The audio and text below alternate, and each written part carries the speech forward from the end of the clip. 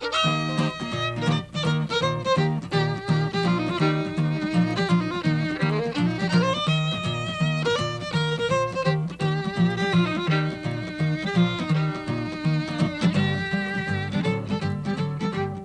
touch that remote.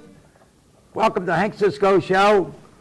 We're going to celebrate today is Groundhog Day. Everybody, Groundhog Day. And I checked with the groundhog, Phil, and I understand it's going to be like maybe 4 more weeks of winter. But don't worry about it. Everything will work out. And my guest today is the editor of the Norristown Times-Herald. He's more than an editor. He editors about 15 newspapers. I guess 15. I'll say 15. I'll throw them out there. Whole gang of them all over Montgomery County. And not only that, but my guest is from a town, Tennessee guy, but he fell in love with Norristown. And what does he do? He writes a book about Norristown. There's more information in this book about Norristown. Anybody that lives in Norristown should have one of these. Everything. In fact, my picture's in the page. Look at this. Unbelievable. And then over here, we got, let me see, we got Tommy Lasorda, Bobby Wine. We got a lot of different people all over Norristown. Great. So, Charlie Blockson, great. Norristown. Ready? Now, before I do, in this corner, weighing 165 pounds, wearing a blue jacket and a blue shirt, Stan Huskey. All right, Rock. Thanks, Rock. All right, tell me, you got anything to tell me about this book? You wrote it. What do you want to know? Well, I want to know how much research you do. Oh, a lot. I was lucky that book now is about 4 or 5 years old, but I was lucky enough to have the Times-Herald and all the archives at my disposal. So I was able to go through the 100th anniversary or 150th anniversary of the town. And you interviewed different people. Interviewed a lot of different people. I did, like you said, I got Charlie Blockson in there. I was able to interview Tommy Lasorda. Josh Colbreth was a great interview. Yeah. He's in there as well. So I really appreciate you holding that up. It does hold a lot of history. Darden. Yep. Tony, I ran into Tony the other day at the gym, as a matter of fact. Yeah? Yeah, I did. And here's Tommy Lasorda and Bobby Wine. Yep. Bobby Wine lives right up here in Lower Providence. Yep. And he comes to the Manjuni once in a while when he's not playing baseball. But how come you took an interest in writing a book about Norristown? You know, there's been a lot of editors come and go, different people in and town, but nobody sat down and start writing all the things about the railroads we had here, the churches, the schools. Here's Charlie Blockson, great historian, black history. Unbelievable. And you can get these, you can stop up at Greco-Roman. They have a sale up there. Barnes & Noble. You can get it. Where else get them? Barnes & Noble has it. Amazon.com has it. You can get Repeat that. Barnes & Noble, Yeah. the big bookstore, and Amazon. them? Sure they do. And Amazon.com, you can get it there as well. But Okay. anyway, to answer your question, they actually came to me and asked me to write the book. Yeah. The publisher came to me and said, Who? The History Press, it's called. It's all Arcadia Press now. But they came to me and said, you're the editor of the local paper. We think you would make a good person to write this book for us. I kind of hesitated at first because that tells you in the beginning, right? there's a little bit about it in the beginning of it, but Introduction. in the introduction. That was written, I believe, by Jack Cole. Yeah. Huh? Who wrote the introduction? I believe it was written by Jack Cole, wasn't it? Oh, yeah? Yeah. Who had done these books before for Conshohocken. So he kind of was telling me a little bit about what it took and what you needed to do. You know, all right, now you're going into something else. You know, like a fighter, you change style. You turn things from a left hook, right hook, uppercut, straight right hand. Now you come with a big, big right hand. What is it? Well, I wrote another book Huh? I said I wrote another book. You wrote another book. Wrote another book. I You could just talk about happen that. to have one here. Elmwood Park Zoo. Oh my God. This book covers the Elmwood Park Zoo like the dew. Just covers it everything. And you know what? My picture's in there. There it is. With Phil. No, that was Groundhog Nora. out at, That was name? Nora, I believe. what's his name? Nora, Nora. I believe was the groundhog's name. Nora, la la la la la la la la. Yeah, this is nice. So, Is that why you wore this get-up? Because it was Groundhog's Day, and that's what you okay. wore in the book. now, you went from Norristown. In other words, you circled around, and you zeroed in on the zoo. And you covered this like the dew. Look at this. Everything you want to know about the zoo. Anybody that lives in the Norristown area should be only too proud to say, when you have a visitor come from another town, another city, relations, say, here's about Norristown, here's about the zoo. And Norristown's on the move. We got a lot of things. Man, it takes leaders to create things, to do things. And that's what I would say Stan Huskey is a leader. He ventures out. He's like Christopher Columbus. He's always wanted to discover something. And I think he discovered something new. You want to tell me what you discovered? Well, I discovered there's a lot of exciting things going on at the zoo. One of the reasons I agreed to write this book is they came to me and they wanted me to do another book about Norristown. And I said, I don't think so. I just wrote one 4 years ago. Oh, yeah. You know, history's not supposed to change. Some people Yeah. do try to change it, but it's not supposed to. So I kind of hesitated and said, no, I think I'll take a pass on this. And then it came back to me and said, how about a book about Elmwood Park Zoo? And I said, you know what, that's not a bad idea. They're getting ready to come up on their 100th anniversary in 2024, I believe it is. I have to double check in there. But they're coming up on their 100th anniversary, and I thought, you know what, this might be a good time to do that. And I was lucky enough to have a good friend of mine write the foreword, Mr. Jerry Spinelli, Oh, yeah. the children's author, Spinelli, yeah. who happened to be in my first book. Yeah. And I did get to interview him as Yeah, well. He's quite a guy. That's when I first got to know him. So he wrote the foreword for this book as well. And so he talks about Norristown and the zoo and Yeah. when he was growing up and the lions at the zoo, Well, which people don't really remember. Well, you talk to different people about Norristown, and that's what's important. In other words, you covered it, you went into and got more details, you know, rather than just saying the park zoo has animals. You went in there and how it operates, what the events they have everything. They have wedding receptions there, they have parties. Mm-hmm. So it's such a gift, you know, a gift for Norristown. It's going to help Norristown. Oh, absolutely. I think that the zoo is on an incredible growth spurt right now. You know, they just got the giraffes full-time last year. And they created or built a winter barn for them, so now they get to keep them year-round. And in the process of building right now a big cat exhibit for jaguars. It was just announced a couple of days ago that they had two new jaguar cubs were born at the zoo. Oh, yeah? Yeah. So what a great timing. This new exhibit is going to open up for the jaguars, and they're going to have these two baby cubs in there. So that, you know, we're really excited about that as well. All right. Now I got a question from the audience up in the balcony. The one guy on the right-hand side with the red hat. Okay, here it is. Thank What you. is it? All right. It said, how did you research the zoo book? Which is actually a pretty good question, because when I was going to, when I agreed to write the book, I thought, okay, well, I have the archives at the Times-Herald, right? And I have the Historical Society of Montgomery County right up the street from me. I'll be able to use them. Yeah. And then, of course, the zoo itself, I'll be able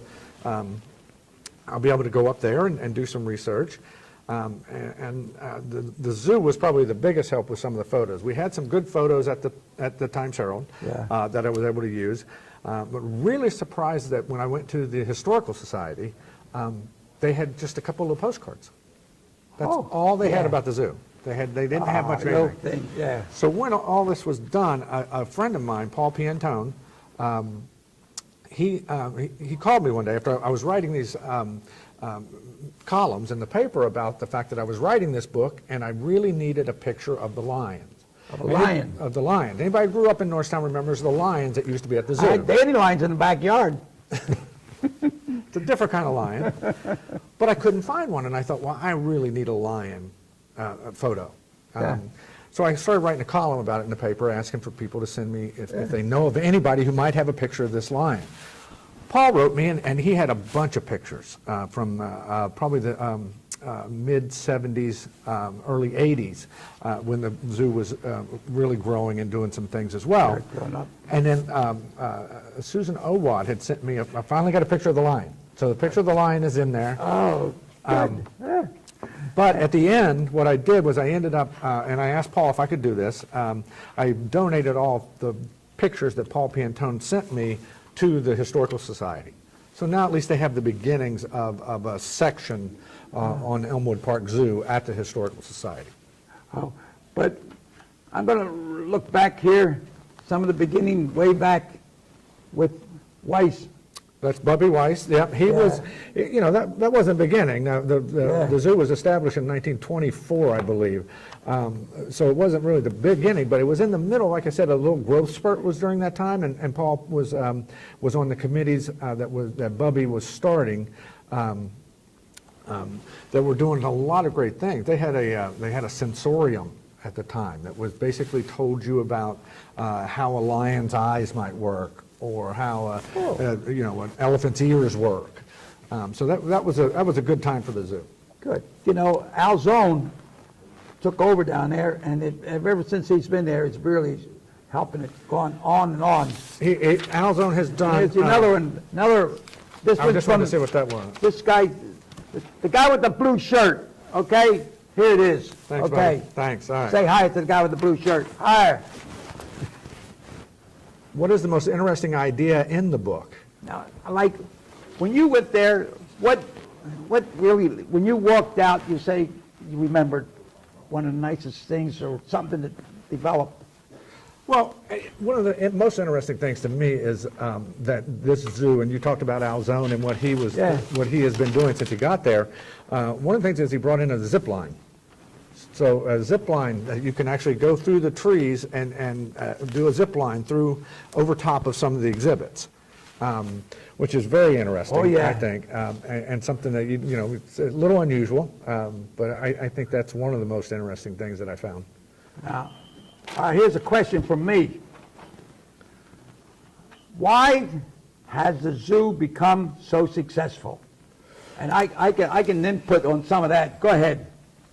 Well, Leadership, one thing. leadership is huge, and I think what happened at the zoo has had a series of executive directors that were really focused on the animals. Yeah, they came, boom, boom. Well, they turned over a few, but they were really focused on the animals. And I think the zoo board did a tremendously smart thing when they brought Al in. Al was over there doing some of the concession work. But when they brought Al in, they said, you know what, let's think about running this as a business. And when they started doing that, and Al had the idea of just all the different things that he could bring in that would be revenue generators.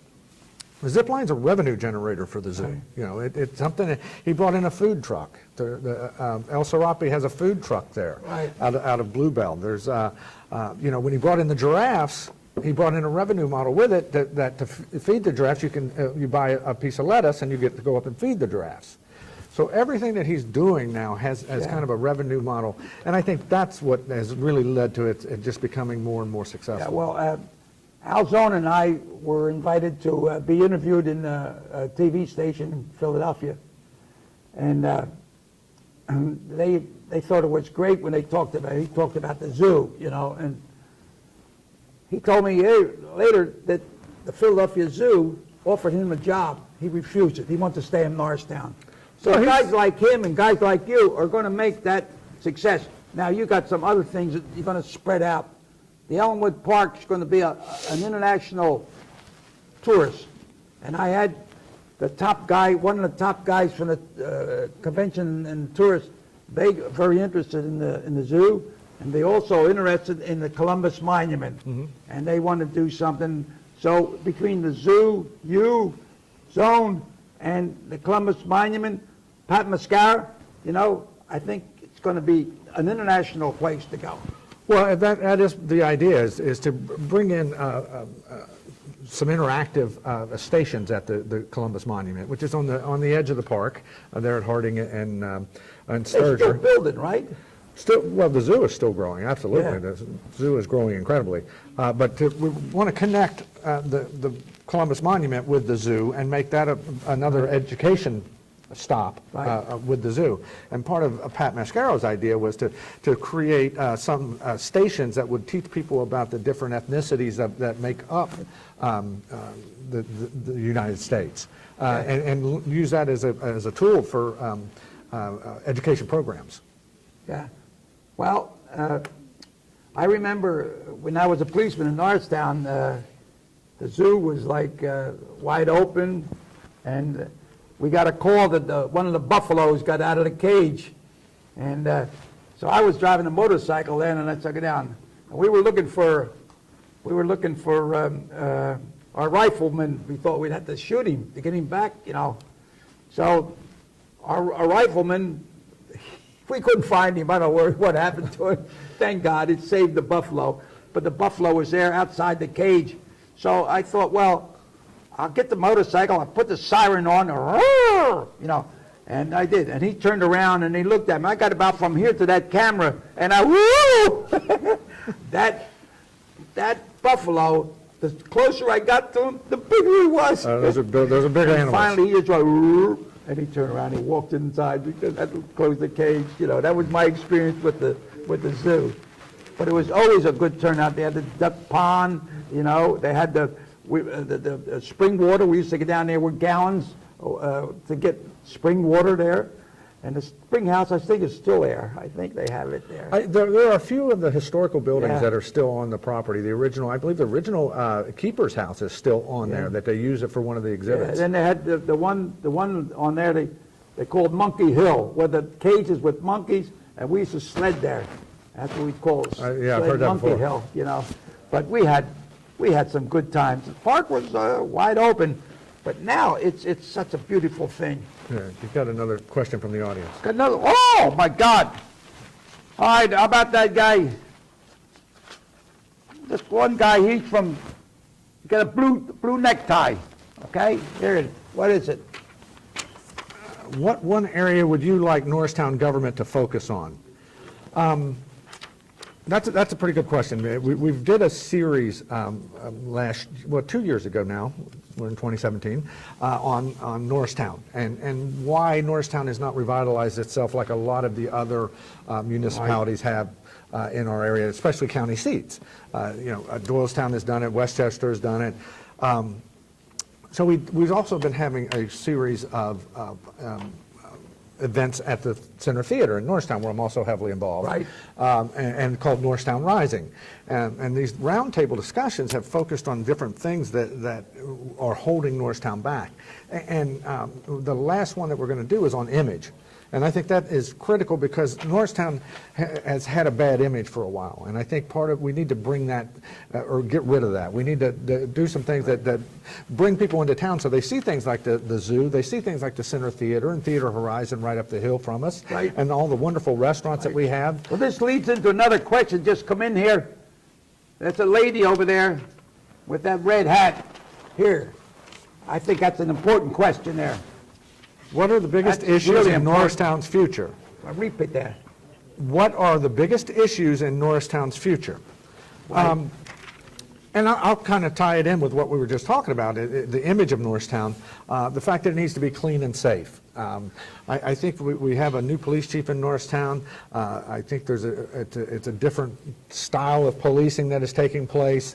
I think we're seeing the numbers drop for whatever reason. They're coming down, but we're still not seeing the cleanliness. And I think that's important. I think I drive into town sometimes on Saturday mornings to go down to the theater, just to check on things. And a lot of times Main Street is just littered with trash. So I think we've got to really focus on keeping the town safe and clean, obviously, and then really start building on the image. I think that, you know, when people realize there are places like the Elmwood Park Zoo that they can come to, and the Center Theater, that image will start to change.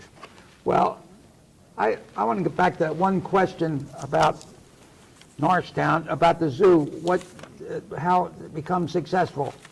I think Norristown was built for walking, and until you get parking, you're not going to be successful. We have a Roosevelt Field, holds 8,000 people, has no parking lot.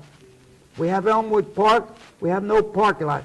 What I think is one of the main things that the zoo became successful, parking. I see buses come in from 2 and 3 buses.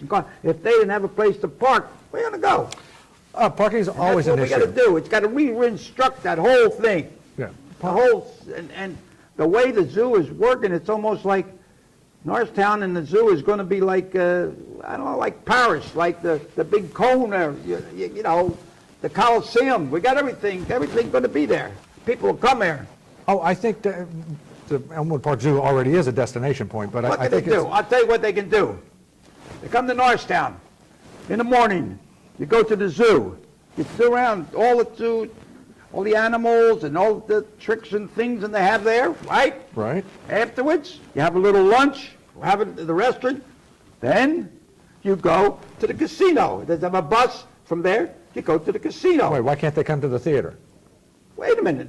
Okay. After they go to the casino, they win money. Then they come and they see the theater Okay. at the All night right. show. All right, I like it. There's a whole day plan. Yep, I like it. I There's can't a think. lot to offer. We have a lot to offer here. Like, schools could do that. Schools do that. Well, they don't have to go to the casinos. They can But stay they a can couple go to the hours zoo. later. They can go to the restaurants and then they can come down to the theater. All right, here's another one from another guy from, this is from the janitor over in the corner. A lot of questions here today. I like Go that. ahead. That's good. What do you see as the biggest current trend in Norristown? Current trends in Norristown. I think people are starting to get more involved. I've seen some good things in Norristown with the Norristown Men of Excellence, started by a group of former Norristown High graduates. I think the Norristown Project, started by Shay Ash, also another Norristown graduate. It shows that the millennial generation, maybe the next generation, is becoming involved in Norristown and starting to take a little pride in Norristown and wanting to see it succeed and grow and prosper. The Norristown Men of Excellence just held about a month or so ago a TEDx event at the theater, at the Center Theater. Yeah. And TEDx events are pretty prestigious, so we were happy to have them down there, and it was great exposure for us, for the Norristown Men of Excellence as well. Well, you're a shaken mover, okay? And I'm invited, I've already spoke to him at the right time, Frank Giordano, who was president of the Philadelphia Pops Orchestra, and he wants to come to Norristown on my show, and we're going to introduce him to the theater, you. So you're going to be a hit guy. I'm going to send everybody over to you. Good, especially, So, you know. but you're all tied up as the editor of the paper. You can only do so much. You better expand. What are you going to do? What am I going to do? Well, there are some expansion Leave that plans. out. Let me tell you what you're going to do. There are some expansion plans in my pretty imminent future. I will be leaving the Times-Herald, and I'm going to be taking on a role as a VP of Government Affairs and Public Relations for the Elmwood Park Zoo. What's the first one? Public? Government Affairs. Oh, government affairs. Oh, That means I can talk to local governments about different things that we need. You were talking about parking. We need to talk about parking Right. and trying to get more for the zoo and things like that. that leads to the next question. Okay. Here, out loud. Let the Montgomery County Commissioners hear what you got to say. How do you think the county could support Norristown? Well, I think the county does support Norristown in a lot of ways. You know, we're looking for help from the county at the zoo right now. We need to do some finagling for the parking that we need at the Right. zoo. Last year, the zoo had to valet park 300 cars a day on Saturday and Sunday. Wow. Just because of the crowd there. And they were parking them over at the We need more Ports of the parking. World. But now that there's a development coming in there, there's a Royal Farms going to come in there, that'll all be under construction, we don't have a place to park the overflow cars. Oh. The Big Cat exhibit is opening up in May, which we're expecting even more visitors than we had last year. Last year, more than 500,000 people came to Elmwood Park Zoo. Wow. We're expecting that number to rise to almost 700,000. More people will come, think about it this way, more people will come to the Elmwood Park Zoo this year than will go see the Philadelphia Eagles play football. Oh, wow. And that's if they keep winning. Even if they don't. lose, Yeah, if they lose, that'll be an easy number to... But So I think the county does help to expand on that a little bit. I think that, there's a big plan afoot for a justice center in Norristown. I talked about this in one of the Norristown Rising roundtables. Actually, Commissioner Chair now, Val Arkush, talked about it. That there's going to be a justice center campus right on Main Street at the courthouse. Justice Center campus kind of atmosphere. There are going to be some new buildings go in, and they're going to build a campus kind of setup for the courthouse and for the county offices. Right. I was asked, and they haven't settled on it yet, but I'd love to see like some retail shops along the bottom of that, and have the county offices on top of that, just to bring more retail into town. well, the zoo also has entertainment. Oh, the zoo has a I little know bit of my everything. friend Dean Garofalo, he invitates Elvis Presley, and Right. he's in there a couple of times for a wedding, stuff like that. So hey, we only got 30 seconds to go. What are you going to say? What are you going to say? Come on. What am I going to say? You're a Come out new to man Elmwood now. Park You're going to Zoo. be working, coordinating between the zoo, the Norristown, the county, the state, Still involved with the theater. with the theater. And But, you can still reach me. I'm easily accessible, stan.huskey@gmail.com. Yeah. So anybody that wants to reach out how to me, can we feel get in free. touch with you? stan.huskey@gmail.com. All right. Send something over to him. Send a note over to me. Let me know what you're thinking. But all I can tell you that this looks good. I feel good about this thing. And we have John Doyle with all this talent putting musicals and things on together. We're great. We got the talent here in Norristown. Norristown is like a baker sitting on a pot of gold. And we're going to get that pot of gold and we're going to use it. Stan I like Huskey, thanks a lot for coming on the show, and Thank you, sir. congratulations on you. You're my man. I forgot to tell you, you're a food expert too. We go around to different restaurants and check them all out. So ladies, until we meet again, keep bobbing and weaving. Happy, what is it? Groundhog's Day. Groundhog's Day. Groundhog Day. All right, thank you, Hank. Okay, until we meet again. All right, you know where to get these books. All right, there we go. Adios and good luck here. On to victory, on to victory. Are we out?